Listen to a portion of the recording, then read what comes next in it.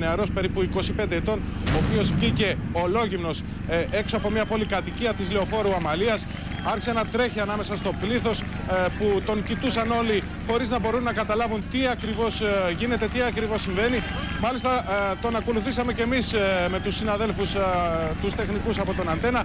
Κάποια στιγμή ήρθε μια κυρία γύρω στα 50, η οποία με σταμάτησε και με ρώτησε αν είδα αυτό το γυμνό παιδί, όπως μου το χαρακτήρισε, να τρέχει.